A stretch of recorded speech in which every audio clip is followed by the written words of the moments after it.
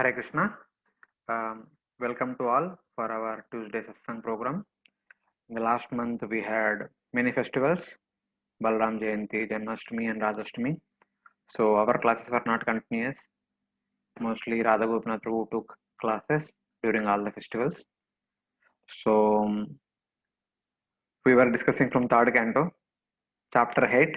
Last week, we discussed the first 9 verses about the descent of Bhagavatam in Kumara Sampradaya, how the Bhagavatam has descended in the four Kumaras Sampradaya, starting from four Kumaras.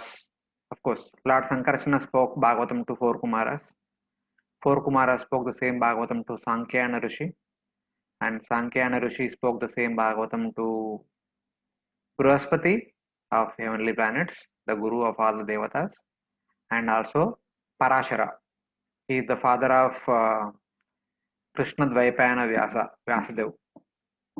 And then Parashara Muni spoke the same Bhagavatam to his dear disciple Maitreya Rishi and also his dear son Srila Vyasadev.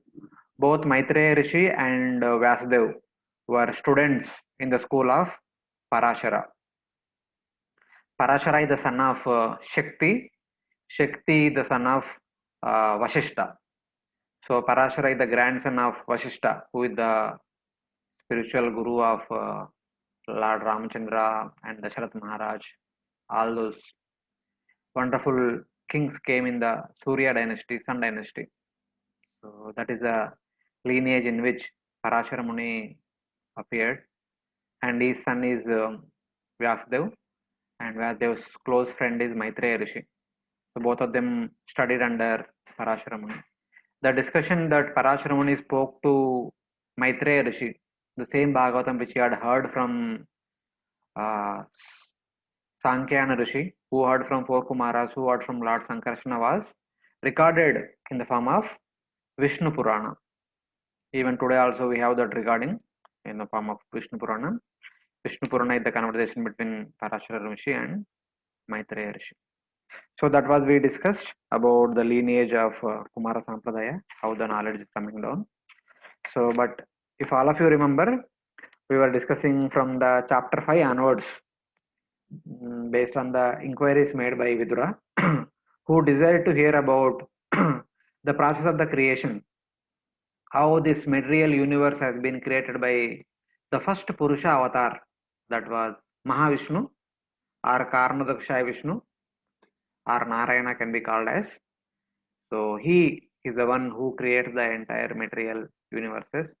That was the topic we were discussing from chapter 5. And in chapter 6, the manifestation of unlimited Brahmandas and the manifestation of universal form were discussed. And chapter 7, again, couple of queries my Vidura asked, and Maitreya answers about the relationship between Jivatma and Paramatma.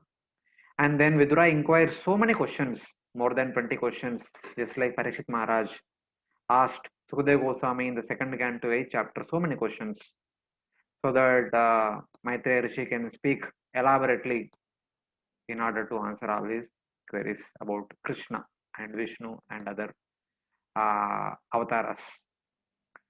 So in order to answer all those questions, Maitreya Rishi said that I need to speak to you Bhagavatam.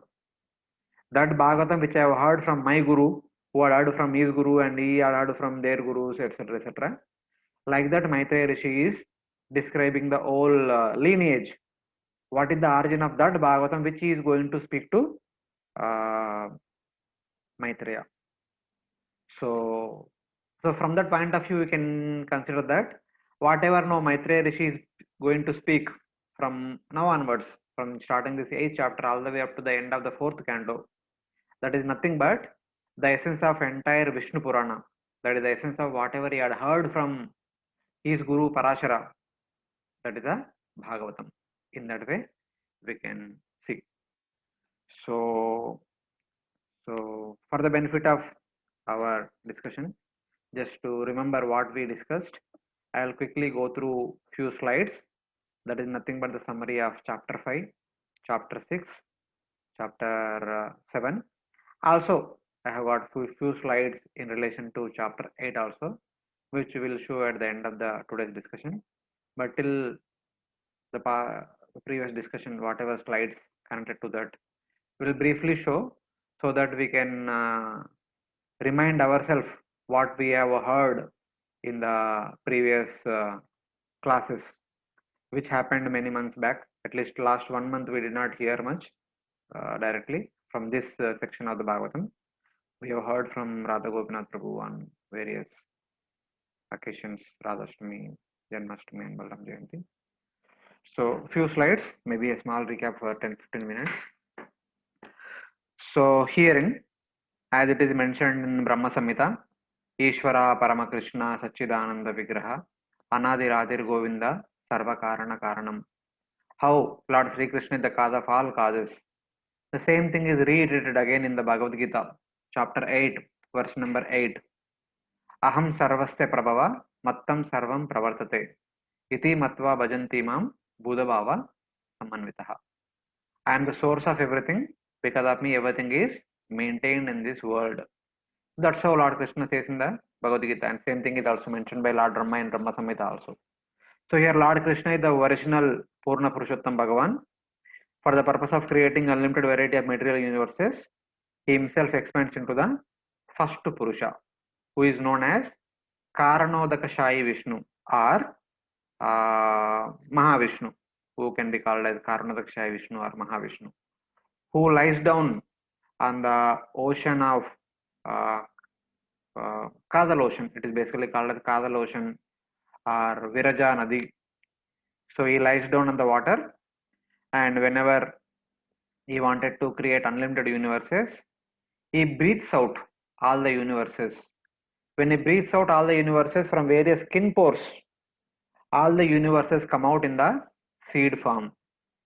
Just as it is mentioned in the Brahma Samhita, Yasvaita Nishvasita Kala Matavalambya Jivanti Loma Vilaja Jagadanda Nata Vishnur Mahan Sayesha Kala Vishesho Govinda Madi Purusham Tamaham Bhajami. Yasaika Nishvatita Kala Matavalamba. In due course of time, when Mahavishnu breathes out, Nishvasita, Ushvasa, Nishvasa, as a result of that breathing, Jivanti Loma Vilaja Jagadanda Nata. From his various skin pores, Vilaja, Jagadanda Nata, all the universes spring forth in the form of the seed. That is mentioned in the Brahma Samhita. So what Bhagavatam says, the same 5th chapter of this canto, 3rd canto, chapter 5, 23, 24, 25, 26.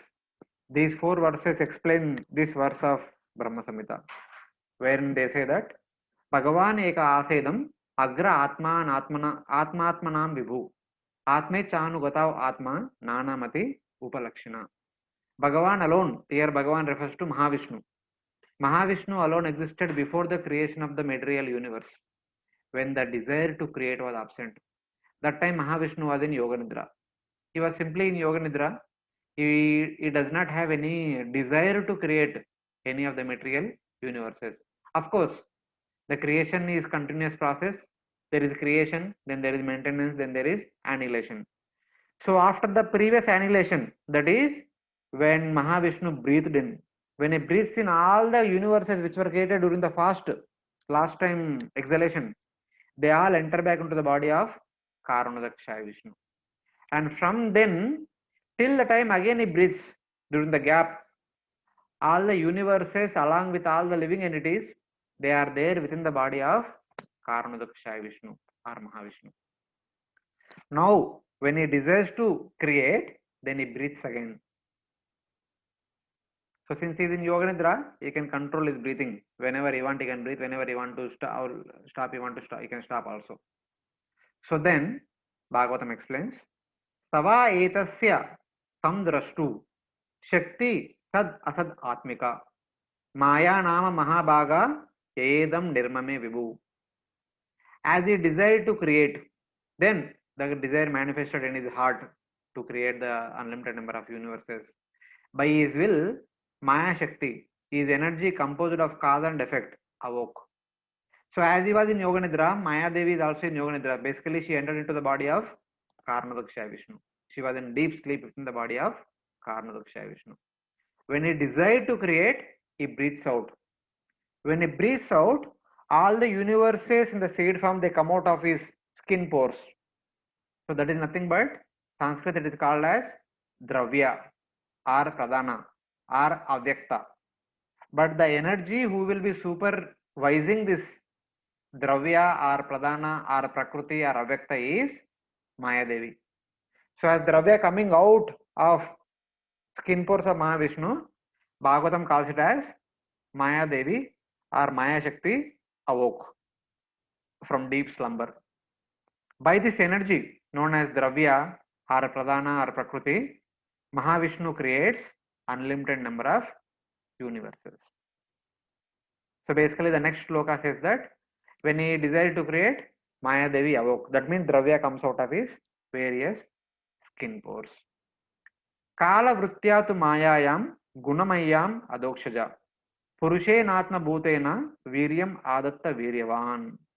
Bhagavan, that is Mahavishnu, in his Swamsha expansion known as the first Purusha, at the Karanadaksha Vishnu, at a certain moment of time, placed the Jivas into Maya, which became agitated by the Gunas.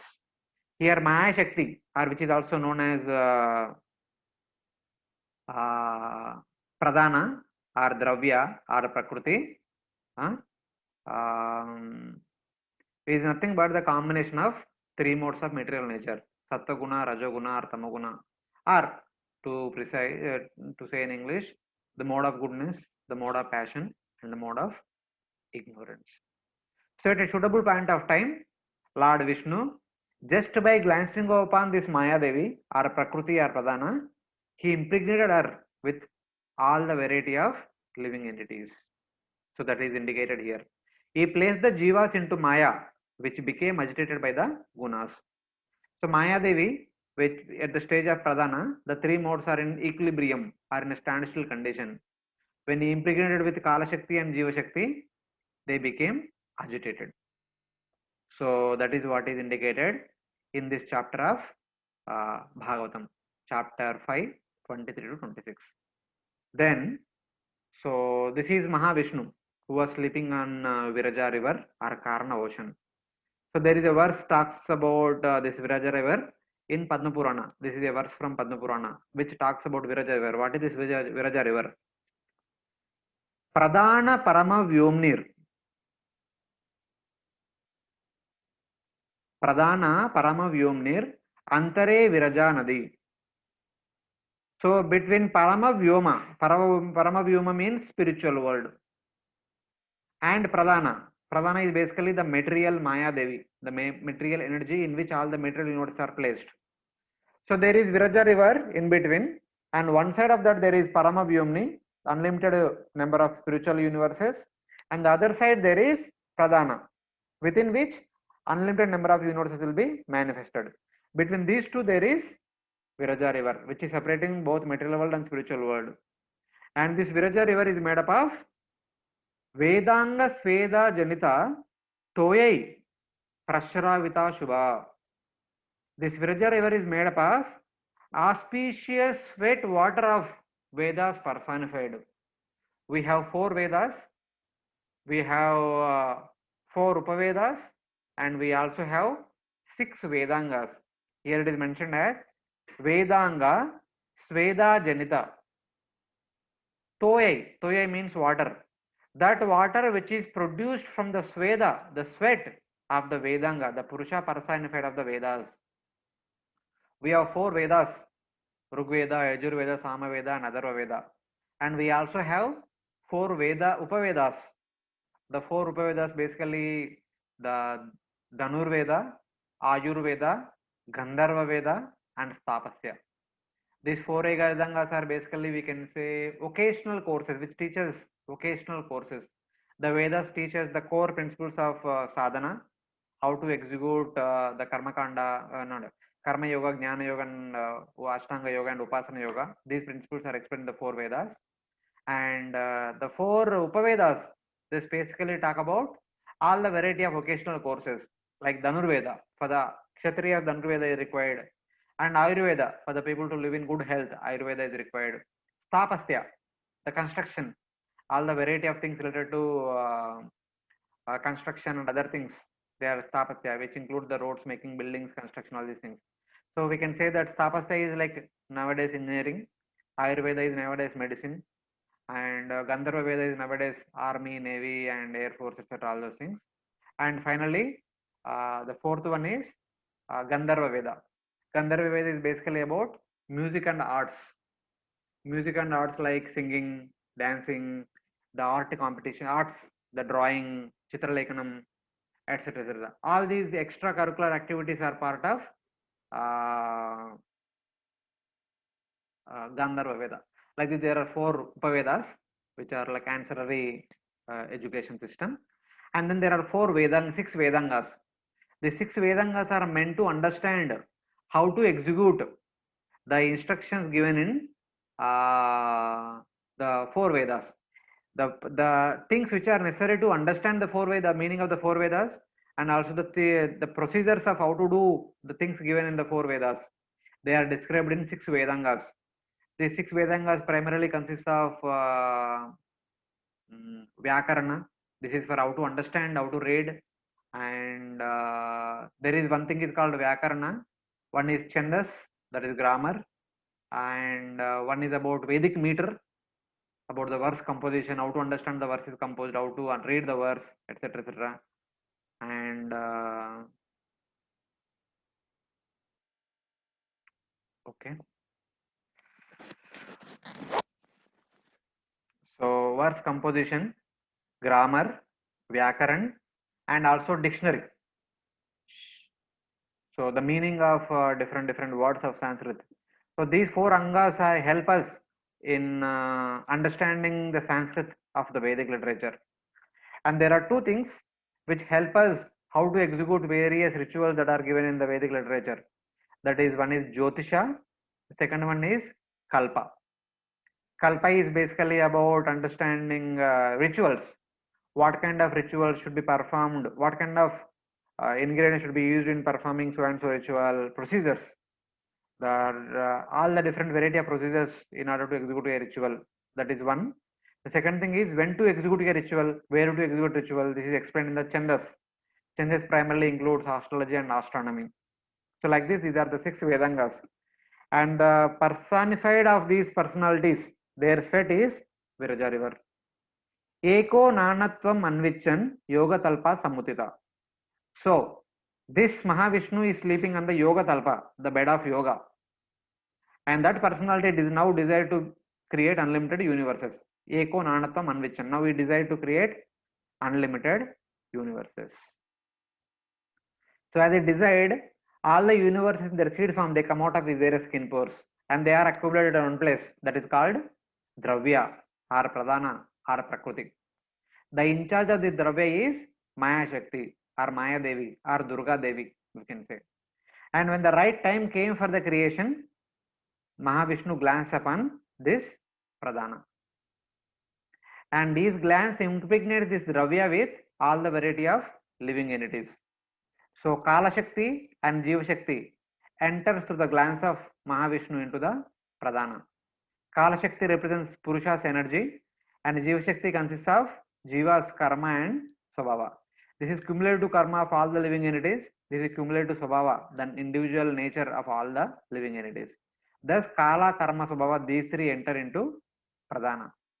And these 3 interact with Pradhana, and by their interaction, Pradhana gives birth to Mahatattva. So that is being indicated in this slide. We can see here.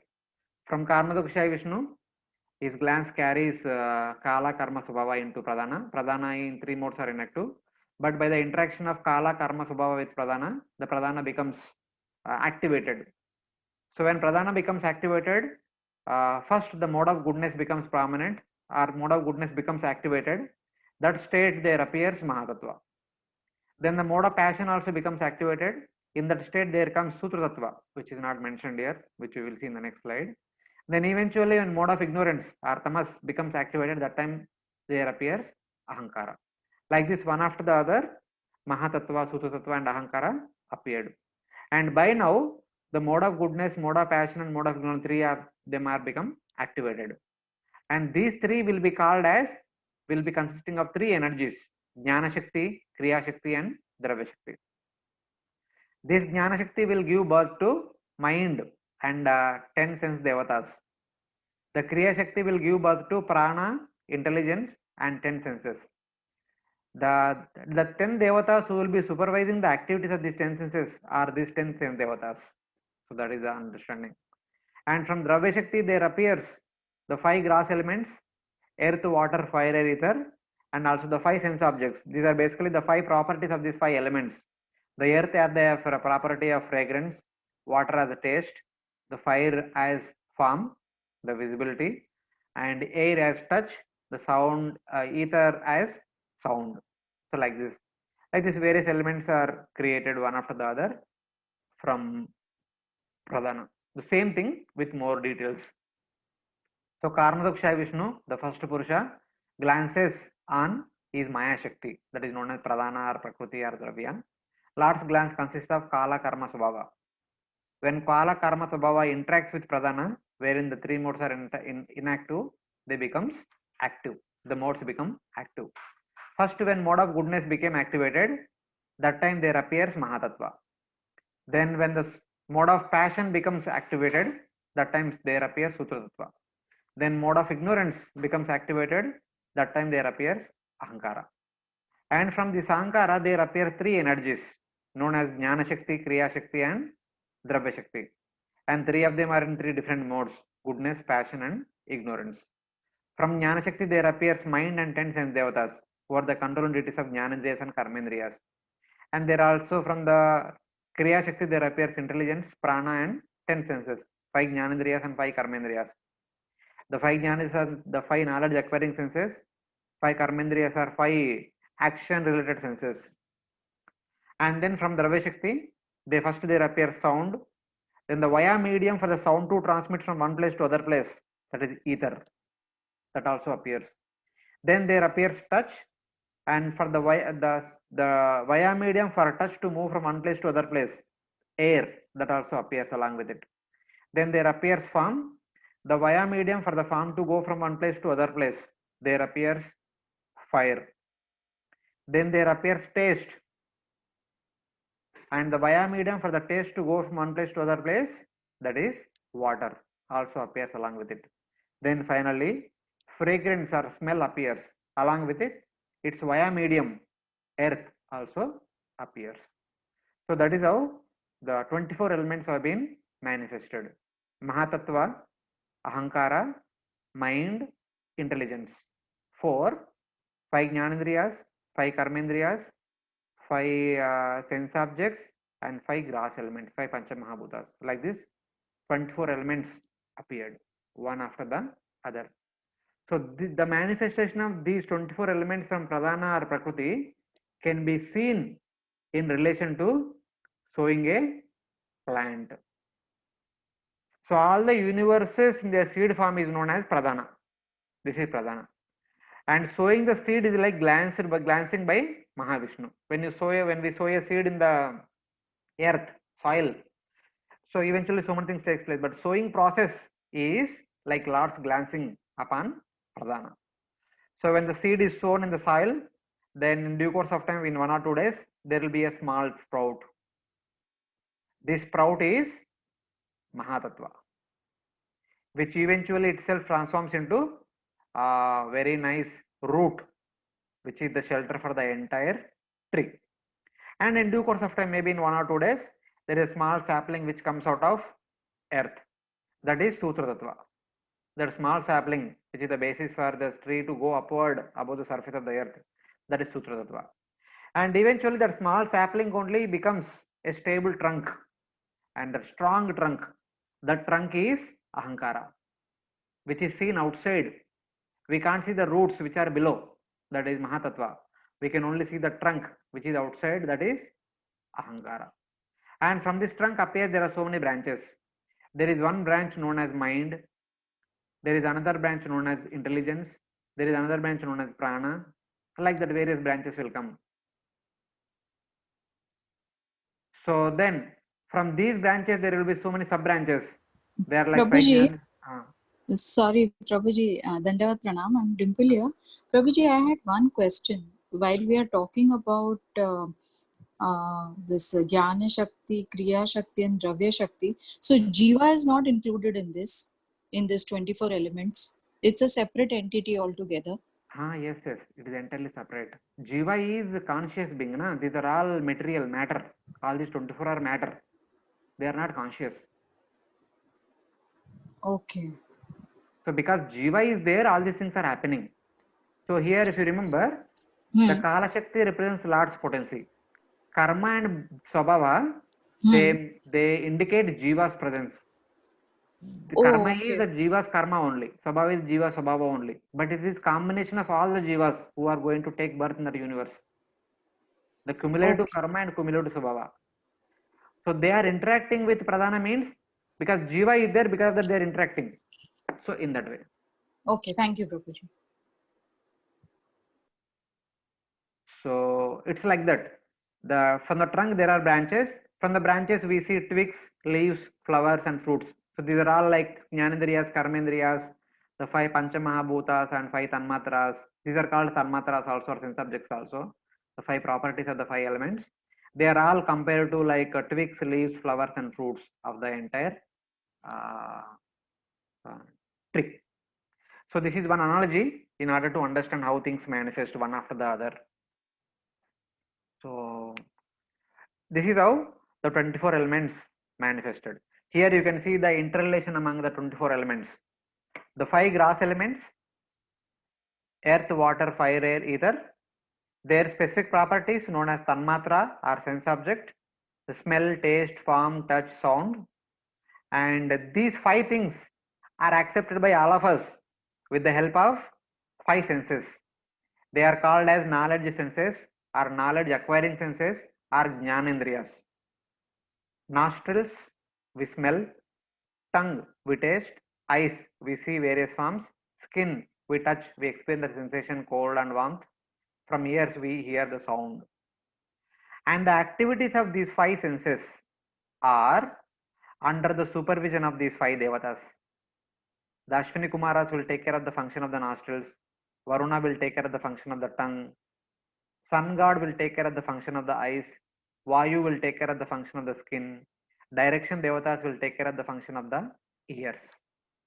And then we have five action senses known as karmendriyas.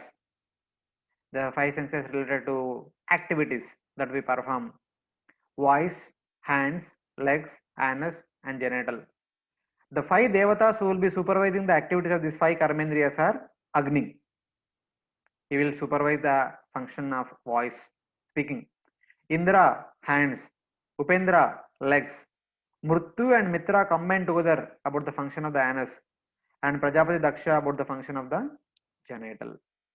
So like this, we have got five karmendriyas, five jnanendriyas, five gross elements, and five tanmatras, 20 elements. And there are four subtle elements, which are called in Sanskrit as antaha karanas. These five jnanendriyas and five karmendriyas, all put together 10 senses, they are called bahya karanas. In English, Bhagavad Gita calls them as external senses, which we can actually see.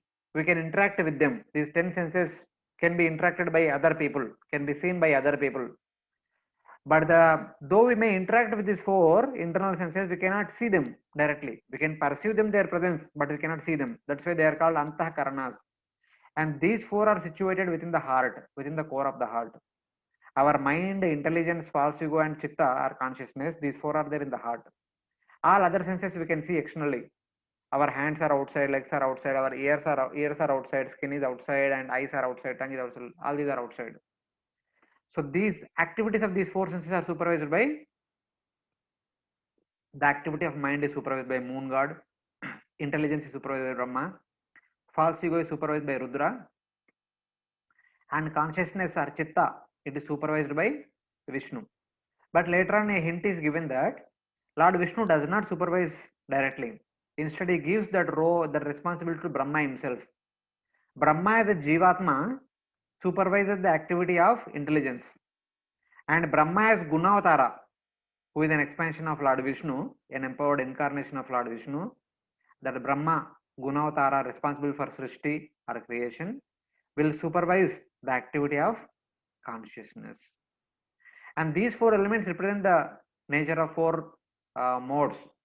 Mind is the manifestation from mode of goodness, intelligence manifested from mode of passion, false ego manifested from ahankara, and consciousness is a manifestation of Shuddha Sattva, pure goodness. So this is how their creation was as per the previous chart. If you remember here, the Mahatattva, that is nothing but Chitta, it is Sattva Guna. And then, sorry, actually this is Shuddha Sattva. Mahatattva is Chitta, is Shuddha Sattva. And then Ahankara is Tamoguna. Intelligence or Buddhi is Rajoguna. And mind is Sattva Guna. Their manifestation is from these parts. So that is how Bhagavatam described about these 24 elements. Here we have total 24 elements. All the black one are the elements. The orange one are the devatas who will be supervising them. 5 plus 5 plus 5 plus 5, 20 plus 4, 24 elements. And their respective controlling devatas are 14. 5 plus 5, 10 plus 4, 14 devatas. So that has been described in the chapter 5. Then these 14 devatas, they don't know what to do. They offer wonderful prayers unto Lord Vishnu, that is Karnadaksha Vishnu. So I think all these things are not required. So the 24 elements, they offered prayers unto Lord Vishnu. So here you can see all the 24 elements. When Lord Vishnu glanced upon Pradana, from Pradana appeared Mahatattva, Ahankara, mind, intelligence, prana, 5 Jnanendriyas, 5 Karmendriyas, and then finally 5 gross elements and 5 sense objects. Like this 24 elements appeared. Now they are all situated individually here and there. They don't know what to do. Basically the devatas are praying to Lord Vishnu saying that, my dear Lord, you have created us with a particular purpose. So we don't know how to do that activity. Please give us the necessary knowledge about what to do and necessary strength about how to do, and also please show upon us your anugraha, your compassion upon us, so that we will be able to do the necessary activity for your pleasure, necessary service for your pleasure. Ete deva kala Vishnu kala mayamsha lingina nanatva swakriya nisha prochu pranjalayo vibhu. The devatas of the elements, the portions of Lord Vishnu possessing power of transformation, emotional states, and consciousness, so were unable to perform their functions in creating the universe because they were not related with each other. With folded hands, they began praising the Lord. These are all called as the portions of Lord Vishnu since they function for Maya Shakti. They are actually advanced Vaishnavas. They are all Lord's empowered expansions, empowered manifestations. So then it is mentioned in the Bhagavatam, Kala Sangam Tada Devim Bibrush Shakti Murukrama Trayovimshit Tattvanam Guna Yugapad Avishat. So when they offered prayers, then Mahavishnu entered into all these 24 elements in order to activate them. First he entered into them as Bibrush Shakti. Bibrush Shakti means cohesive energy, the energy which will combine them together. So when that Bibrush Shakti entered into all the 24 elements, they came together. First by his energy of cohesion appearing through time, and then as Antaryami he entered the 23 elements at once. So here you see all the elements are lying here and there. Mahatattva, Ahankara, Prana, mind, intelligence, 10 senses, 10 sense devatas, 5 gross elements, 5 sense subjects, 5 Jnanendriyas, 5 Karmendriyas. So then Mahavishnu entered into each and every element as cohesive energy or Bibrush Shakti. Then all the elements combined together. They all became one. Then from that combination, there appeared unlimited number of universes or unlimited number of Brahmandas. Universe 1, Universe 2, Universe 3, 4, 5, 6, 7, 8, 9, 10, like that. Infinity number of universes manifested. So universe is nothing but what we can say. It is basically an empty universal shell. The shell, the outer line, consisting of 7 layers, consisting of 24 elements. The 24 elements combined together formed this universal shell consisting of in 7 layers. It is just like a pani puri.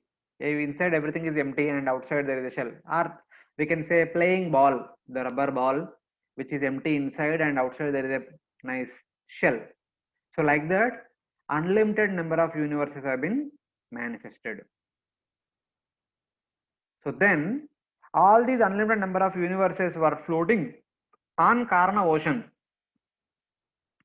where Karnadaksha Vishnu is sleeping along with him. They were all floating for 1000 celestial years, not 1 year, 2 years. 1000 Devata years they were all floating. Then Lord Vishnu thought that these are all floating lifelessly. In order to give them life, the one Karnadaksha Vishnu expanded himself into equal number of Garbhodaksha Vishnus. There are infinite number of universes. The same Karnadaksha Vishnu expanded himself into infinite number of Garbhodaksha Vishnus. And they are called as Antaryami or Paramatma for each and every individual universe. And one Garbhodaksha Vishnu enters into one universe. So this is the Garbhodaksha Vishnu who entered into our universe. Now we are going to discuss about our universe in which we are living. So this is the universal shell in 7 layers made up of earth, water, fire, air, ether, ahankara and mahatattva. Earth layer will have smell along with it, water will have taste, fire will have form, air will have touch and ether will have sound. The 10 elements are done.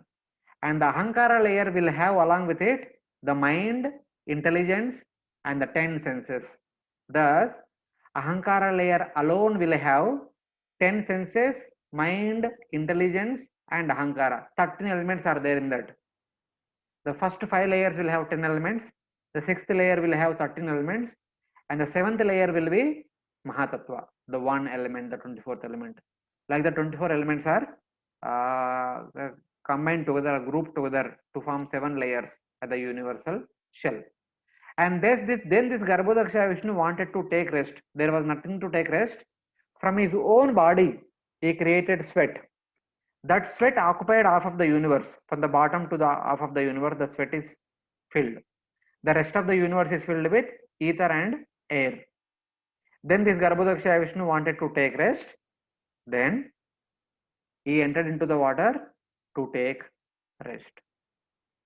So he is taking rest within the Garbhodaka ocean.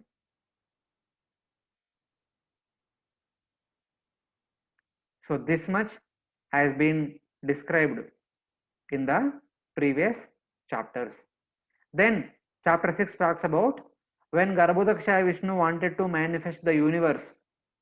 Then first in a subtle way there appeared the universal form, because the Devatas have prayed so that they could do the needful activity for the Supreme Lord. That universal form manifested all the variety of limbs in the entire universal form, wherein all the Devatas have got their respective departments to do their services. The universal form manifested the eyes, so that sun god can supervise the activities of all the eyes of the living entities. The universal form manifested the ears. The Dig Devatas will take care of the function of the ears. Then the universal form manifested the skin. The Vayudev will take care of the function of the skin. And then the universal form manifested the mouth. The Agnidev will take care of the function of the mouth, that is eating food and speaking out, etc. etc. Like that, various Devatas have got their respective functions, their respective departments manifested through this universal form. Then, in order to further the creation, that Garbhodaksha Vishnu, we will discuss now in this chapter what happened from now on. But before the discussion, we'll quickly go through that couple of slides so that we'll have everything in the pictures in front of us. It is said that whatever that has been spoken in the second canto, that is explained during the first day of Brahma, when Brahma appeared. And whatever we are going to discuss now in the third canto 8th chapter onwards, whatever happened today, आज का दिन क्या हो रहा है? Currently today is Brahma's 51st year, the first month and the first day. Brahma already completed 50 years of his lifespan. And at the end of the day of Brahma, there is some pralaya called as Naimitika pralaya, during which the 14 planetary systems, starting from Bhuloka, Borloka, Svargaloka, Maharloka, Janaloka, Tapaloka, Satyaloka, above, and below Bhumandala or below Bhuloka are Atala, Vitala, Sutala, Talatala, Mahatala, Rasatala, Patala, like that 14 planetary systems are destroyed by huge rain. There will be huge rain. There will be overflow of the flooding, because of which Bhuloka, Borloka and the lower 7 planetary systems are inundated by water. And all the living entities giving up their gross bodies all the way up to Satyaloka along with Brahma and all the Devatas, they all enter into the body of Garbhodakshaya Vishnu. They will sleep within the body of Garbhodakshaya Vishnu for the entire duration of the night of Brahma. The night of Brahma will last for 1000 Divya Yugas. One Divya Yuga means one Chaturyuga. That includes one Satya Yuga, one Treta Yuga, one Dwapara Yuga and Manukula Yuga. These four combined together, which is equal to, according to our human years, 43,20,000 years is one Chaturyuga. And multiply that with 1000. That is basically 4.32 million years is one Chaturyuga. Into 1000, that is 4.32 billion human years. That many years, Lord Brahma, all the Devatas and all of us slept within the body of Garbhodakshaya Vishnu. And when Garbhodakshaya Vishnu wanted to recreate the 14 planetary systems and allow us to perform various activities, this Garbhodakshaya Vishnu will glance into his abdomen. All the living entities were taking rest deeply within the abdomen of Garbhodakshaya Vishnu. As he glances into within his abdomen, from the nabi, from the navel, there appears a lotus flower, a lotus basically. This lotus will manifest from the nabi of Garbhodakshaya Vishnu, which will have a lotus stem, which will also have a lotus flower, which will also have a lotus leaf just above the water. So as soon as this lotus manifested, it is simply a material thing, it does not do anything. And in order to further the creation, this Garbhodakshaya Vishnu himself expands himself into Kshirodakshaya Vishnu. And that Kshirodakshaya Vishnu enters into this lotus in order to give life to this lotus. As soon as this Garbhodakshaya Vishnu enters into this lotus as its Paramatma, known as Kshirodakshaya Vishnu, then immediately on top of this lotus, there appears Lord Brahma. Lord Brahma appears on top of this lotus.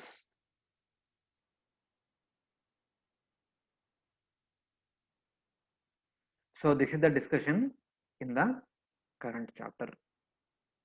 So what we are going to discuss in the current chapter is from this point onwards.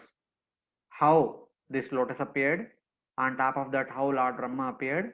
After appearing on top of this lotus, what did he do? This is the subject matter of 8th chapter, 9th chapter. And during which we will see that Lord Brahma will be performing tapasya. Then he will have darshan of Garbhodakshaya Vishnu.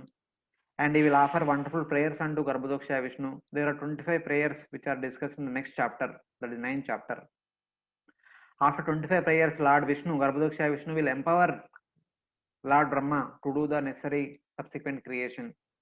And with the empowerment of Lord Vishnu, Lord Brahma divides this lotus into 14 planetary systems. That is discussed in the 10th chapter. So that we will discuss later on. And chapter 8 and chapter 9, which will discuss the wonderful description of Lord's beauty and wonderful prayers offered by Lord Brahma, which will continue for 3-4 classes. So we will discuss it elaborately. So these are the various things that have been discussed in the previous classes. This is a brief recap. So I have shown these slides so that we can remember back. So now we will discuss from Garbhodakshaya Vishnu's point of view onwards, what Garbhodakshaya Vishnu did as he was sleeping in the ocean, Garbhodaka ocean. So if anyone has any queries, kindly note down. We will take at the end of the session. We will try to address all the questions of all of you. And just we discuss few verses, what we shown just now based on that. So last time we discussed up to verse number 9. This is about the Bhagavatam spoken by Parashara Rishi to Maitreya, and Maitreya said that now I will speak the same Bhagavatam to you. Now Maitreya is resuming the discussion starting from continuation from the sixth chapter. Wherever he stopped in the sixth chapter, now he is continuing. So here, this is the verse number 10 of chapter 8 of Canto 3. Udaplutam vishwamidam tadasit yannidrayamilyadrun yannidrayamilitadrun niyamilayat Ahindratalpe dishanaya eka kritakshana swatmaratau niriha. So here, this verse talks about the sleep of Garbhodakshaya Vishnu for the entire night of Brahma, which will last for 4.32 billion years, billion human years, not 1 year, 2 year, 4.32 billion years. Garbhodakshaya Vishnu sleeps in Yoga Nidra. Where he is sleeping? Udaplutam Vishwamidam Tadasid. Within the universe, within the water known as Garbhodaka ocean. So on top of that Garbhodaka ocean, Nidraya Amilitadrun, Nidraya Militadrun Namilayat. From the point of view of the material world, his eyes are closed because there are no activities that are happening in the material world. But from the point of view of the spiritual pastimes, Garbhodakshaya Vishnu is continuously performing pastimes with Lakshmi Devi, who is constantly massaging his lotus feet. So he is sleeping on Ahindra Talpe, on the bed of Ahi Indra, the lord of all the snakes. Ahi means snake. Ahi Indra means lord of all the snakes, that is Adishesha. The bed made up of Adishesha, he was actually sleeping on that. Adishanaya Eka, he was alone along with Mother Lakshmi. There was no Brahma, no Shiva, and no other living entities around him in the universe. So then, Kritakshana Swatma Raho Niriha. Niriha indicates that he has no desire. During the sleep, he has no desire to create any planetary systems or any living entities. So without any material desire, he is simply sleeping and performing pastimes with Mother Lakshmi, who was continuously massaging his lotus feet. So this verse describes the sleeping state of Garbhodakshaya Vishnu within the universe on the bed of Shesha, which is floating on the Garbhodaka ocean.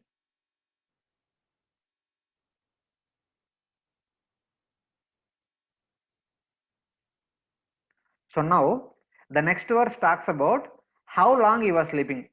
That is being mentioned in the next verse. It is said that so anta sharire sharirarpita bhuta sukshmam kalatmikam shaktimudirya udirayana uvasa tasmin shalilepa sve yatanalo daruniruddha virya. Even this verse also talks about the sleeping state of Garbhodaka Shaya Vishnu. He says that Yo anta sharire arpita bhuta sukshmam kalatmikam shakti mudirya udirayana. By the potency of Kala, by the influence of time, after the end of the previous day of Brahma, at the end of the day, at the beginning of the previous night, the 14 planetary systems, Bhuloka, Bhuvarloka, Svargaloka, Maharloka, Janaloka, Tapaloka, Satyaloka, and below lower 7 planetary systems like Atala, Vitala, Sutala, Talatala, Mahatala, Rasatala, Patala. These 14 planetary systems were inundated by water. All the living entities giving up their gross bodies along with their subtle bodies made up of Man, Buddhi, Ahankara, Chetana. They all entered into the body of Garbhodakashaya Vishnu. So that is called here as Antah Sharire. That Sharira refers to the body of Garbhodakashaya Vishnu. Bhuta Sukshma refers to all the living entities along with their subtle bodies. All the jivas along with their subtle bodies, they all entered into the body of Garbhodakashaya Vishnu. Uvasa Tatmin Salile Padesve. Who was taking rest, who was in deep sleep, known as Yoga Nidra. Anta Salile. Salile means the water, Garbhodaka ocean, the water of Garbhodaka ocean. Within the water, Garbhodakashaya Vishnu is situated in a abode, Svepade, his own abode, which is created by his own mystic potency. Within the Garbhodaka ocean, deep within the Garbhodaka ocean, within the water, within a abode, which is actually created by Garbhodakashaya Vishnu himself. In that, he was actually taking rest upon the bed of Adishesha, and his lotus feet is constantly massaged by Mother Lakshmi. Only these three people are there in that. Of course, there may be some other associates of Supreme Lord, but they are not material beings. They are all spiritual beings. So that is this is called as Svepade, his own abode. Within the water, there is a abode where Garbhodakashaya Vishnu is situated. So, and all the living entities with their subtle bodies, they were all there taking rest within the body of Garbhodakashaya Vishnu. That is called Antah Sharire. So, how he is situated? Yatanalo Daruni Ruda Virya. Just like fire is situated within the wood, there is the element fire in every wood. In every wooden object, there is fire, but we can't see now. Only we bring the firewood in touch with fire. The fire which is there in the wood will manifest. Same way, Garbhodakashaya Vishnu is always situated within the Garbhodaka ocean. He cannot be seen by anybody in the universe. He can only seen by performing pure bhakti. Just like we will be discussing in the future verses, Lord Brahma performs intense bhakti tapasya. So then he could have the darshan of Garbhodakashaya Vishnu. Like that, whoever performs bhakti yoga with pure intentions will have darshan of Garbhodakashaya Vishnu. Otherwise, he is like the fire in the wood. Even we will be able to see our wooden furniture within our home, like doors, windows, tables, chairs. Everywhere there is wood. But in every wooden object there is fire inside. We can't see that fire. Unless until we can bring that the wood into close to the fire within the wood will come out. Same way, when we execute bhakti, we'll be able to see the Garbhodakashaya Vishnu who is there in the Garbhodaka ocean, and Kshirodakashaya Vishnu who is there within the heart of within the core of our heart. That Kshirodakashaya Vishnu also will become visible when we execute pure bhakti or bhakti with pure intentions without any material desires. So that's how it is compared with fire in the wood. Yatanalo Daruni Rudavirya. Daruni means Daru, means wood. Lord Jagannath is called as Daru Brahma, the form of the Supreme Lord made out of wood. Yata Analo. Analo means fire. Just like fire is hidden in wood, like that Garbhodakashaya Vishnu is also hidden in the Garbhodaka ocean, not seen by anybody. So the two verses talked about the sleeping of Garbhodakashaya Vishnu. Now this verse talks about how long he slept in the Garbhodaka ocean. Chaturyuganam cha sahasramapsu swapan swayodiritaya sashaktya kalakyaya sadita karma tantro lokanapitan tadrishe svedehaya. Chaturyuganam cha sahasram apsu. Chaturyuganam cha sahasram. 1000 chaturyugas he slept. Swapan. Apsu. Garbhodakashaya Vishnu was in deep sleep. for 1000 Chaturyugas. This is the duration of the night of Brahma, and which is also equal to the duration of day of Brahma. Swapan Swa Yodiraya Swashaktya. And during that sleep, from the material point of view, from the material world point of view, he is in deep sleep. But Swashaktya is continuously performing unlimited pastimes in relation to his spiritual potency, Lakshmi Devi. Kalakya sadita karma tantro lokan apitan tadrishe swadehai. So then at the end of the 1000 Chaturyugas, when it is time for the recreation of 14 planetary systems and all the variety of living entities within the universe, and so that all the living entities will continue their desired activities, asadita karma tantra, in order to instigate the activities of all the living entities who are taking rest in the body of Garbhodakshaya Vishnu, Garbhodakshaya Vishnu dadarshe swadehe, glanced upon his own body, basically glanced upon his own abdomen. Then Garbhodakshaya Vishnu glanced upon his abdomen, glanced into his abdomen, where all the living entities along with their subtle bodies, karma and swabhava, were sleeping in deep slumber. So when Garbhodakshaya Vishnu glanced upon, just like Karmadakshaya Vishnu, when he glanced upon Pradhana or Prakriti, from Prakriti there appear 24 elements. Similarly, when Garbhodakshaya Vishnu glanced upon all the living entities in the within the abdomen, within his own abdomen, then there appears a lotus. That is mentioned in the next verse. Tasyartha sukshma binivishta drushter antargatorto rajasataniyan gunena kalanugatena vidha susham tada vidyatana videshat. So here it is mentioned that as tasya artha sukshmabhi nivishta drushter, with an intention to manifest the 14 planetary systems, with an intention to facilitate the abodes and the bodies for all the living entities to execute their desired activities, as Garbhodakshaya Vishnu glanced upon his abdomen, antargato artho rajasa taniyan, antargato, the potency appearing through the two eyes of the Garbhodakshaya Vishnu, that potency, that glance entered into his own body, taniyan, that potency is consisting of kriya shakti, rajasa, artho rajasa. It is consisting of kriya shakti because it has to manifest the activities of all the living entities. The creative potency appearing from the eyes of the Garbhodakshaya Vishnu entered into his own body, taniyan, or entered into his own abdomen. Gunena kalanugatena vidya.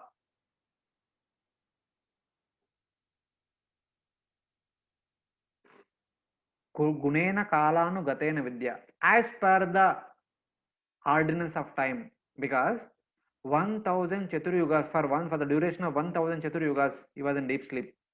Now at the end of the 1000 Chaturyugas, now it is time for a creation.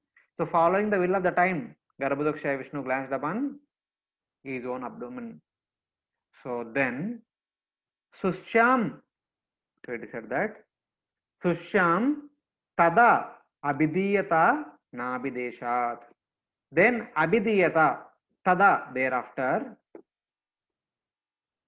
the necessary things that are required to manifest various abodes, to manifest various bodies, so that all the living entities can perform various activities according to their desire, will manifest from the location of his Nabi. Nabi Deshat, from the area of Nabi, the necessary things that which are going to manifest the 14 planetary systems and all the variety of living entities with their respective bodies is going to appear. Abhidiyata is going to manifest.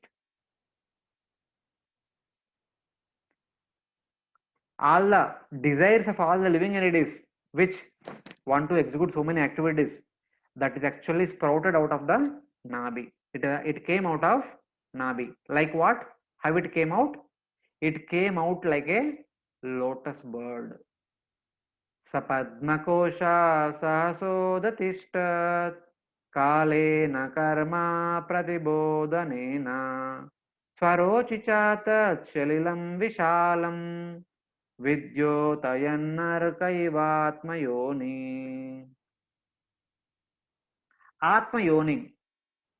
Here Atmayoni refers to Garbhodakshaya Vishnu. Atma is Garbhodakshaya Vishnu. Iva Yoni. So Garbhodakshaya Vishnu himself became the place of impregnation. He himself became the place of birth. So as he glanced upon his own abdomen, all the pending activities, the pending desires of all the living entities, along with all the gross elements, everything put together, it appeared like a lotus bird. Padma Kosha Udishtat. The lotus bird spring forth out of the nabi of Garbhodakshaya Vishnu. Kalena Karma Pratibodhena. In order to manifest the karmas of all the living entities. All the living entities, according to their previous karma, they are going to perform various activities. So for them to perform activity, they need two things. One is the place where they can perform activities. Second one is the body with which they can perform activities.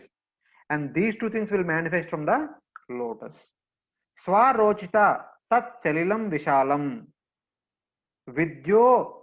vidyotayan arka. And this lotus bird which came out of the water, because Garbhodakshaya Vishnu himself is there within the water in his own abode, and this from the external point of view, only the lotus bird appeared on top of the water. This lotus bird has a stem, a lotus leaf below, and a lotus bud is not yet became flower above. So just like it appeared like this. Though in this picture we see the lotus flower completely open up, but initially when it appeared, it's simply a bird. The leaf, the stem, and these three are outside the water. So Garbhodakshaya Vishnu is inside the water, and these three are outside the water. So these are appeared so that the various abodes for all the living entities will manifest, and also the various bodies for all the jivas also will manifest so that they can perform various activities.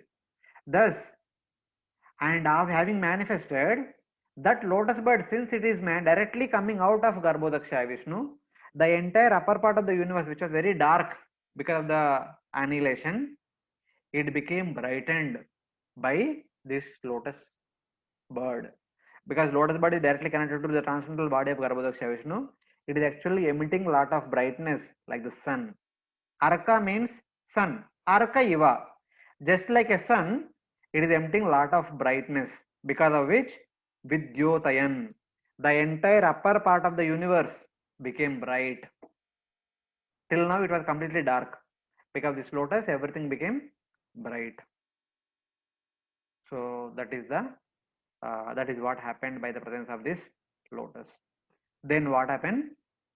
Tallokapadnam sau eva Vishnu pravivishat sarvagunavabhasam tasmin swayam vedamayo vidhata swayam bhuvam yam sma vadanti sobhut. Tallokapadmam sau eva Vishnu. Lokapadmam indicates that lotus bird from which all the 14 planet systems are going to manifest. Then it will be called as the lotus of the planets. That is Lokapadmam, from which the 14 planets will manifest. That name that is indicates here. Then Vishnu, Garbhodakshaya Vishnu. Sa refers to Garbhodakshaya Vishnu. Sa u eva Vishnu, expanding himself as Kshirodakshaya Vishnu, who is responsible for maintaining the universe. Garbhodakshaya Vishnu expanded himself as Kshirodakshaya Vishnu, and that Kshirodakshaya Vishnu, Pravivishat, entered into that lotus. Tal Lokapadmam. Kshirodakshaya Vishnu entered into that lotus flower, from which Sarva Gunavabhasam, all the variety of objects meant for the living entities to experience variety of enjoyment, meant for the living entities to execute various activities, will manifest. That is Lokapadnam, which will be the source for 14 planetary systems, which will be the source for the bodies of variety of living entities known as devatas, human beings, animals and plants, etc. Tasmin Swayam Vedamayo Vidata. As soon as Kshirodaksha Vishnu entered into that lotus, on top of that lotus bird, the lotus bird becomes flower, and from that flower, the Vidata means Lord Brahma. Vedamaya, whose body is made up of the four Vedas. Lord Brahma's personality is made up of Vedas. So Vedamaya Vapu is called as Swayambhuvam. Swayambhuvam means without any parents, who appeared on his own. Basically, Swayambhuva refers to Lord Brahma here, and Lord Brahma is addressed as Vidhata, the creator, the secondary creator, whose form is made up of the Vedas. And Swayambhuvam Yamsma Vadanti Sobhut. Abhut means he appeared from that lotus flower. As soon as Garbhodaksha Vishnu expanded himself as Kshirodaksha Vishnu, and then he entered into that lotus flower known as Lokapadnam, the lotus of the planets. On top of the lotus flower, there appeared Lord Brahma, Vidata, who is called as Swayambhuvam. From the external point of view, there are no parents for Brahma. He appeared on his own. But from the spiritual point of view, he appeared from the lotus flower, which appeared from the navel of Garbhodaksha Vishnu. That means he is a manifestation of Garbhodaksha Vishnu. First from Garbhodaksha Vishnu there appeared Kshirodaksha Vishnu, now appearing Brahma. So thus Brahma is called as Swayambhuvam. Swayambhuvam Yamsma Vadanti. Swayambhuvam means he has no visible parentage. He appeared on his own. That is the meaning of Swayambhuvam. So Lord Brahma appeared on top of that lotus flower as soon as Kshirodaksha Vishnu entered into that lotus. Then what happened? Tasyaham sachambho ruhakarnikayam avastito lokamapashyamana parikramam yomni vivrutta netrais chatvari lebe anudisham mukani. So then tasyam sa cha ambo ruha karnikayam.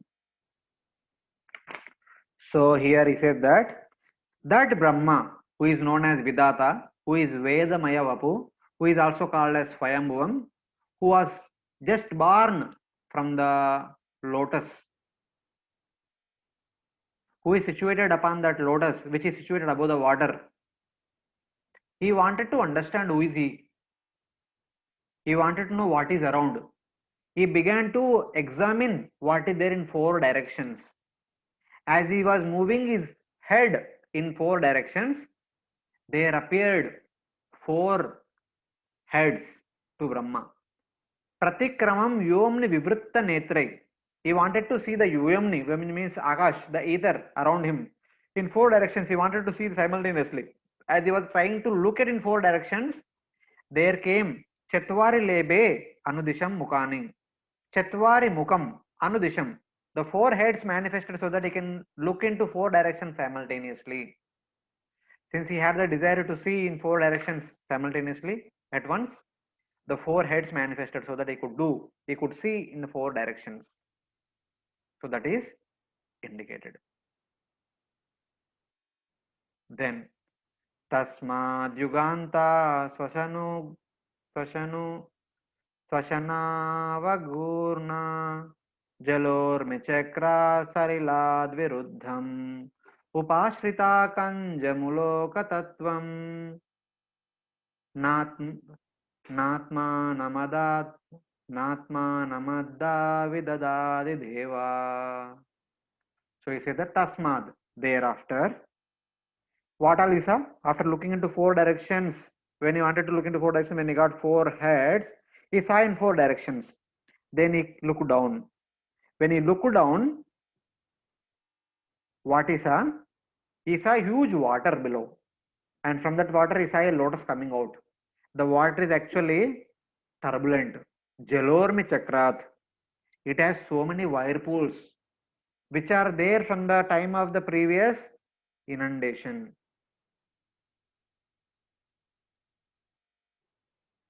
So from the time of the previous inundation, the Garbhodakshaya Vishnu is actually continuously agitating. It is actually, there are so many whirlpools, Jalormi Chakram, because of the wind of devastation. So he saw all those things. He became a little kind of fearful. Then he began to inquire, who is he, etc. So that is mentioned in the next verse.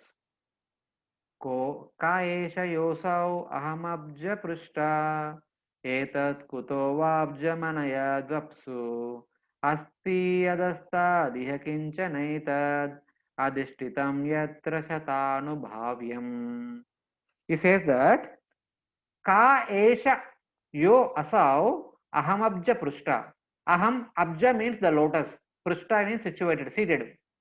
Who am I who is seated on this top of this lotus flower? Who am I? Ka esha. Ka eshayo asau. Who am I? And then etat kuto vabjam anayad apsu. And etat kuto vabjam. From where this lotus appeared, though it is seen that it is coming out of the water. So nothing can stay on the water. So it must be having some basis from which it is coming out. So what is the basis of this lotus? Asti adasta dihakincha naitad.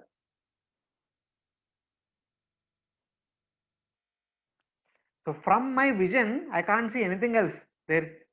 But there should be something below this lotus, which is giving support to this lotus flower.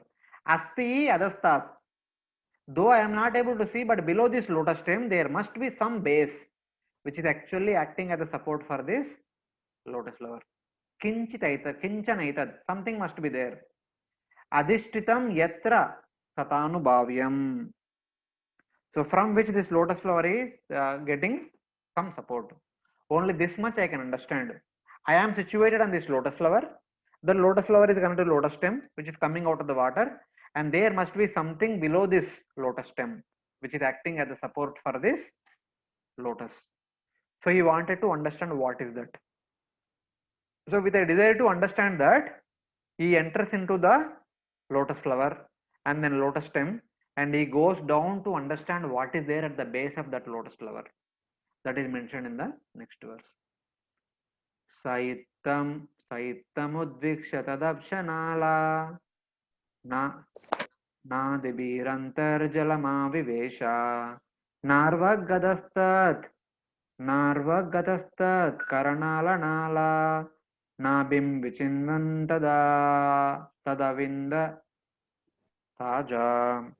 So with a desire to understand what is the basis, what is there at the base of this lotus stem, he entered into the nala. Nala means it is basically it is meant called as tubes.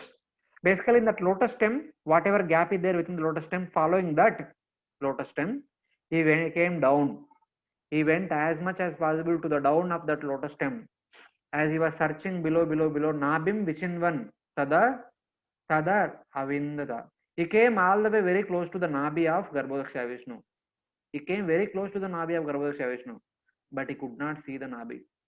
So he was searching what is there around. He went down, up, going up, coming down, going up in order to find out what is there. But he could not understand what is there. He could not see anything. So that is mentioned in the next verse. Tamasi apare viduratma sargam vichinvato bhus samaham trinemi yo deha bhajam bayamirayana parikshinotāyurajasya heti. So it says that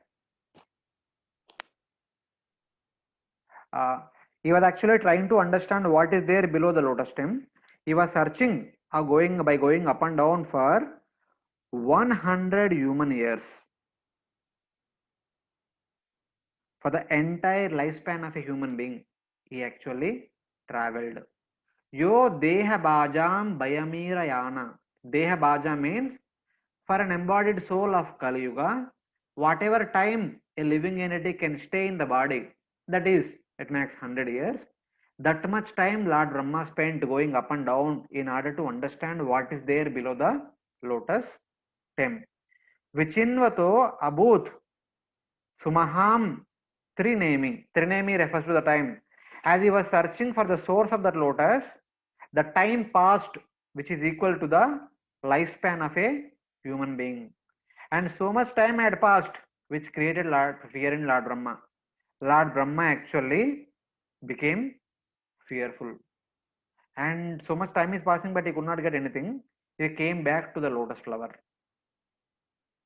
Having come to the top of the lotus flower, then he sat in Ashtanga Yoga posture. Then he began to perform tapasya with a desire to understand who is he, what is this lotus, who is the source of this lotus, and what is the purpose of his appearance. So with all these, for answer to all these questions, he began to perform tapasya there. Tato nivritto pratilabdha kama swadishnamasadya punassa deva shanairjitashvasa nivritta chitto nasidadaruda samadhi yoga. Tato nivritta pratilabdha kama, because his desire to understand the base of the lotus stem having failed, he could not get it, he could not understand. So he detached from that activity of searching the base of the lotus, and he came to the top of the lotus flower. Swadishnam, top of the lotus. Asadya punasadeva. Lord Rama again came back to the top of the lotus. Shanair, gradually.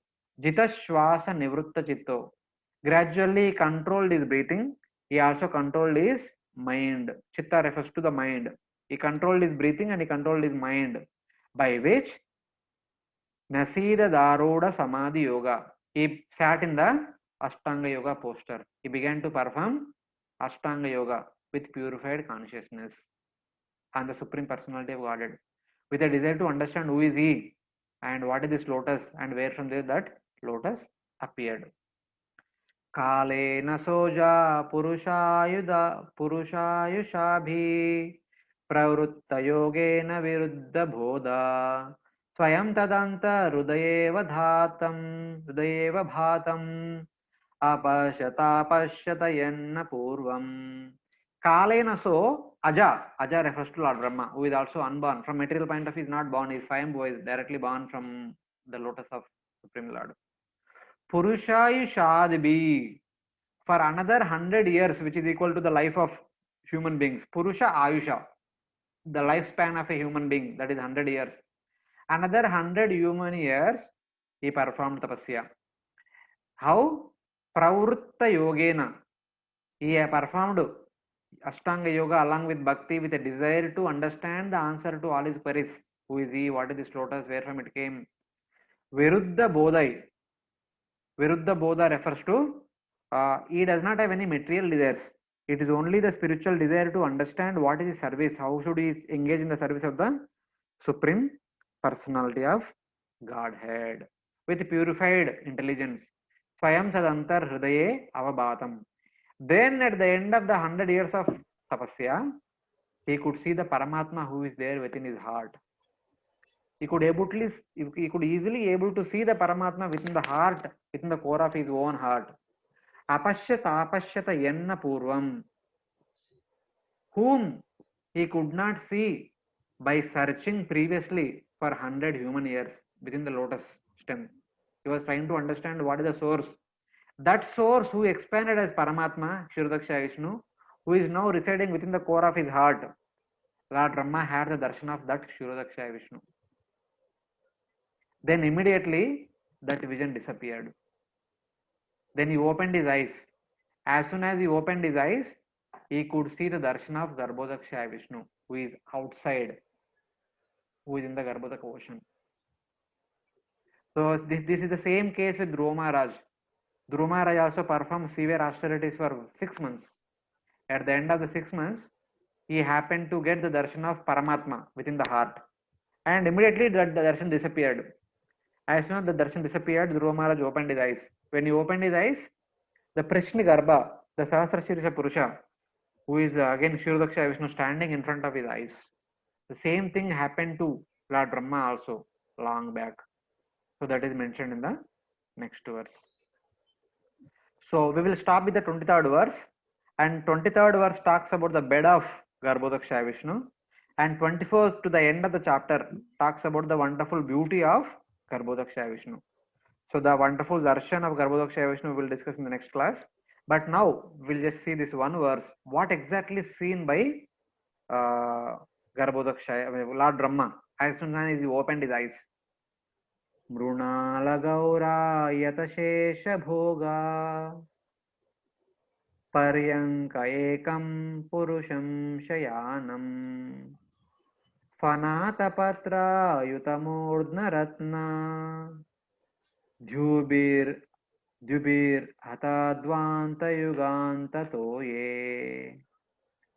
युगान्ततोये हतद्वन्तयुगान्ततोये, that water which destroyed the 14 planetary systems at the end of the previous day of Brahma. Okay. On top of that water, there was a bed made up of Shesha. Mrunala Gaura Ayata Shesha Bhoga. So this basically tells that Mrunala means, Mrunala Gaura refers to the white water lily. How many? Ayata Shesha Bhoga. So there is one word called Ayata. There is also another word called Ayuta. Ayuta means 10,000. So there is Shesha who has thousands of hoods, and all the hoods are appearing like white water lily. White water lilies. Just like the water lilies come out of the water, one here, one here, one here. So many water lily flowers will be there. Like that, the Shesha Panpu, the Adishesha's bed, which is floating in the water, but there are thousands of hoods which are coming out like a white water lilies. Since all the hoods of the Shesha are brightly shining, they are emitting white light. And Purusha Shayanam, Paryanka Ekam Purusha Shayanam. The one Garbhodakshaya Vishnu is very calmly sleeping on top of this bed of Anantashesh. Fanata Patrayuta Murdna Ratna. Fana, the hood of this Adishesha. Ata Patra, acting like the umbrella. There are how many umbrellas? Ayuta Murdna Ratna. Ayuda Murdna. There are 1,000 heads for this Adishesha, and every head is acting like one of the umbrella, which is giving shade to Garbhodakshaya Vishnu. And on the head of every hood, every fana, there is Ratna Dubir. There is one beautiful Ratna, which is actually brightly shining. Because of this Ratna, which is actually brightly shining, each hood is appearing like white water lily.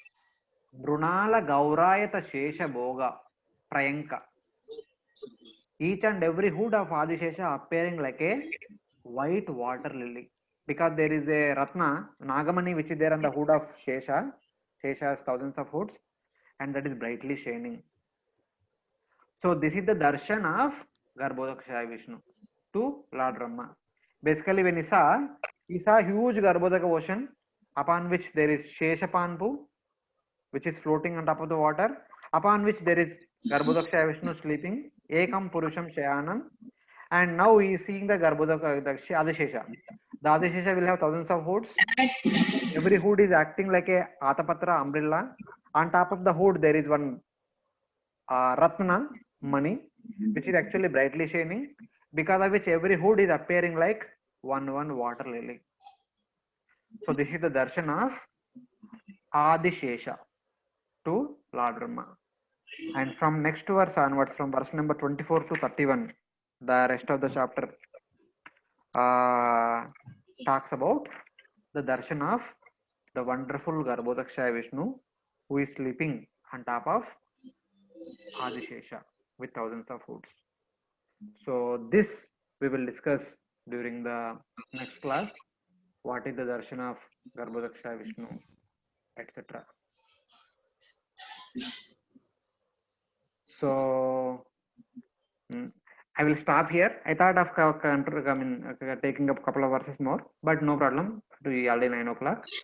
We discussed nicely the overview of the previous sections. That's why we have already completed our time. So from my side, this is what for today. If any devotees have any queries, we'll take for a couple of minutes. Hare Krishna Prabhu, Dandavat Pranam. Hare Krishna, Dandavat Pranam.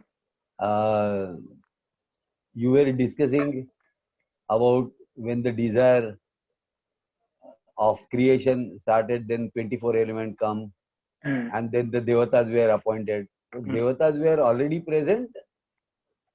No, these were the 24 Devatas, which whom we saw the list. One second, I'll open the list. Yeah. I saw the list. Yeah, these 24 Devatas are actually the expansion of Lord Vishnu only. Okay. They are not like our Devatas whom we have Indra, Chandra, Varna, not like that. These are 24 Devatas, they are direct expansions of Lord Vishnu. Bhagavatam says that Kala, Ete Deva Kala Vishnu, Lord Vishnu's Kala. They are empowered expansions of Lord Vishnu. Okay. Understood. When the Devatas will appear in this material world, then these Devatas will go back to spiritual world. They actually came from spiritual world to assist Lord Vishnu. Okay. Understood. Thank you. Hare Krishna Prabhuji. Very nice lecture. Thank you so much. Hare Krishna. Hare Krishna. So, any other query from any other devotee?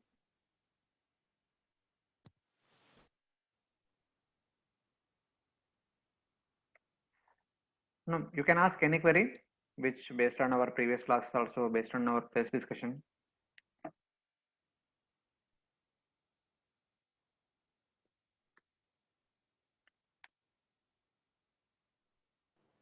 Dandavat Pranam Prabhuji. It was very nice, very informative, and thank you so much for revising it again. Okay. So it was because a long time, na? Prabhuji, so read it. Sorry. So it was really very nice, and thank you so much for revising it and all. Hare Krishna. So it was very informative. Thank you so much. Thank you. Yeah. Yes, Mataji. Hare Krishna Prabhuji. Yes, Pranam Prabhuji, Brahma is called as Swayambhu because he doesn't have any parents. Then why Swayambhu Manu is called like that? No. He is just called Swayambhu. And his son is Swayambhu Manu. Hello? You are able to hear me? Hello? Hare Krishna. Hello? Hare Krishna. Prabhuji, now I can hear. Prabhuji, yes, sorry. Yeah. There is a small difference in Sanskrit. I'll tell you what is that. I want to show you that verse where it is mentioned. Adhishtita. Yeah. You see here Swayambhuvam. So Swayambhuvam means self-born without any visible parentage. For Swayambhuva Manu, this A will be long A. This is not small a. This will be like this, long A. Just like Pandu. Pandu. The Pandu had 5 sons. They are called Pandavas. When you spell in the Pandavas, A will be spelled for long time. Pandavas. Pandavas are basically the sons of Pandu. So Swayambhuva Manu is the son of Swayambhuva. That is Brahma. Because Swayambhuva Manu is the son of Brahma. That's why he is called Swayambhuva Manu. A we have to press for long time. His name becomes Swayambhuva. I'll show you how it is different.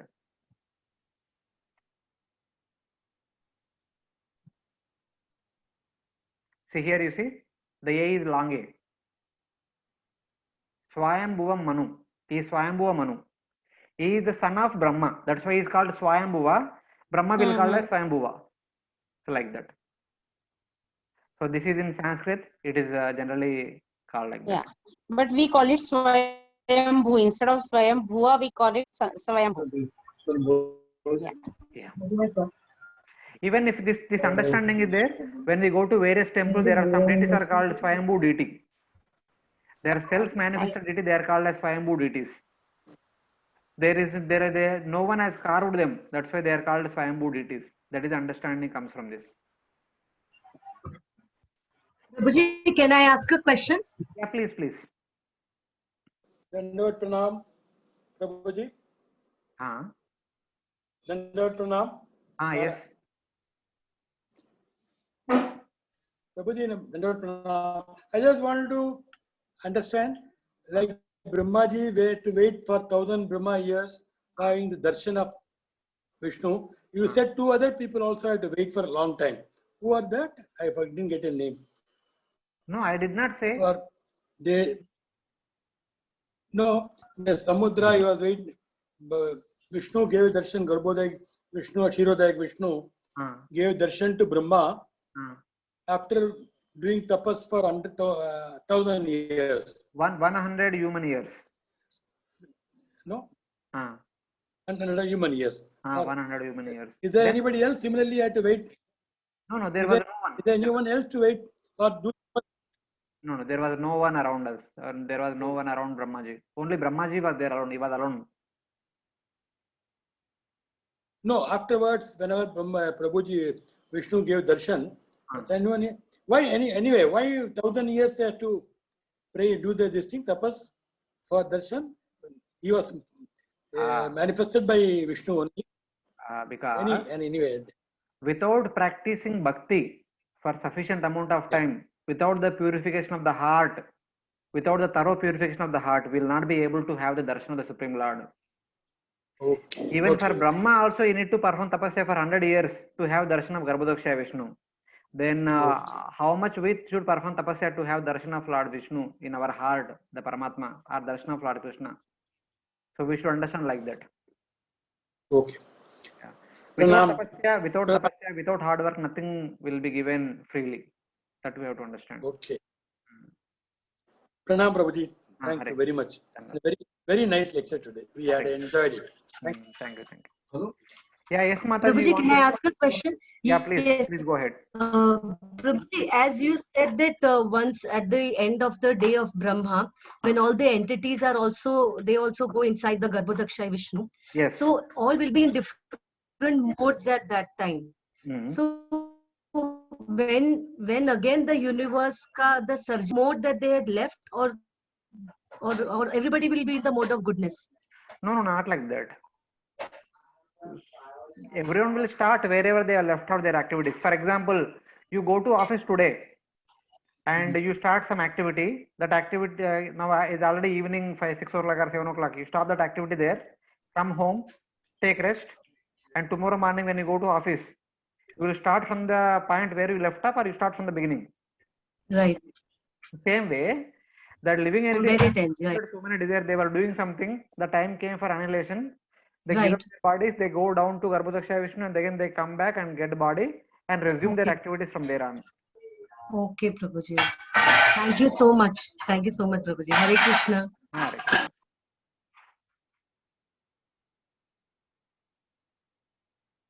So, anyone else has any other queries? You don't have to feel shy, you can ask me, no problem. Even it is simple or it is complicated also.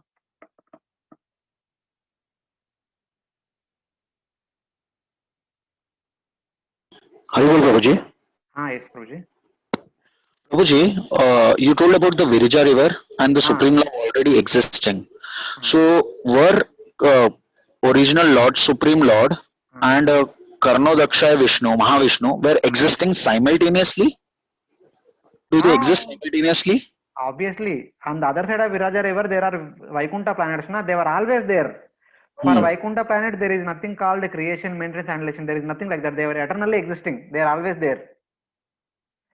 But in the Viraja river, for the creation of unlimited material universes, there is Karnodakshaya Vishnu. He is also always there in Yoga Nidra. Okay. So at that, when the time comes for creation, he breathes out. From his breathing, all the material universes will be created. Okay. So they will stay for some time. Again, he breathes in. Then all the universes will enter back into his body. Okay. They like breathes in, breathes out. They manifest and unmanifest. But the spiritual Okay. universe are always there. In each and every Okay. spiritual world, there is one Vishnu. One place Varaha is there, one place Kurma, Narsimha, and Kalki. All the unlimited avatara, Sridhara, Damodara, every avatar is there in the spiritual world. And above Okay. that we have Ayodhya, in which Lord Ram Okay. is there. Above that we have Okay. Dwaraka. Above that we have Hmm. Madura. Above that we have Golok Vrindavan, in which Lord Krishna, Radharani, they are all eternally performing pastimes. Okay. Okay. It is only material world creates and annihilates. Okay. Okay. Thank you, Prabhuji. Hare Krishna. Prabhuji, can I ask one more question? Yeah, please. Yeah, Prabhuji, this process is for four-headed Brahma, the procedure of, is it same for all the universes, 10-headed, 5-headed, for everything? Yes, yes. It will be same for all the other universes also. But we are Okay. discussing about our universe. Okay. So we don't know Okay. exactly how it is happening in other universes. But for So, them, the Mahavishnu will be different, Garbhodakashaya Vishnu will be different for Karnodakashaya Vishnu. For all, there is only one Karnodakashaya Vishnu. See here, if you remember, so we have discussed that all these, see, 24 elements manifested, Lord Vishnu entered into them Yeah. as Vibhu Shakti or Yes. cohesive energy, Yes. they all came together. From this combination, there Yes. appeared unlimited universes, infinite number of universes. There is Yes. only one Karnodakashaya Vishnu, but infinite number of universes. Now that one personality expands into infinite Garbhodakashaya Vishnus. One Garbhodakashaya Vishnu enters into one universe. One. Yes. Yeah. So now we have taken one universe in which all of us are there. This is our universe. Yes. So in which one Garbhodakashaya Vishnu entered. Yeah. Yeah, So this is- only for every different universes, Garbhodakashaya Vishnu will be different, but Mahavishnu and Kshirodakashaya Vishnu will be same. See, I'll tell you one thing. I mean, we cannot say that they are different Garbhodakashaya Vishnus. This Garbhodakashaya Vishnu in our universe, in another Garbhodakashaya Vishnu, another universe, they are all same only. Same Garbhodakashaya Vishnu only, but he has unlimited number of forms. Expansion. Even the Paramatma who is there in my heart, the Paramatma who is there in your heart, in the heart of all the Prabhujis and Matajis in our class and around us, they are all one Paramatma only, who is in unlimited forms. Okay. So he is not different. He is same only, but he has unlimited forms. Got it. In that Got way. it. Thank you. Thank you, Prabhuji. Thanks for a wonderful class. Hare Krishna. Hari-bol. So finally, I request His Grace Abhay Chaitanya Prabhu if there are any announcements to make or any comments to make. Yeah, Hari-bol, Prabhuji. Hare Krishna ji. Dandavat pranam. Yeah, thank you very much for a wonderful class, Prabhuji. Hari-bol. There are no announcements. No announcements. Okay. Thank you, Prabhuji. Hare Krishna. Thank We you are very much eagerly- for this opportunity. So we'll continue on from this verse next week. Yes, Okay. sure. Hare Krishna. Hare Grantharaj Krishna. Srimad Bhagavatam ki jai. Jai. Hare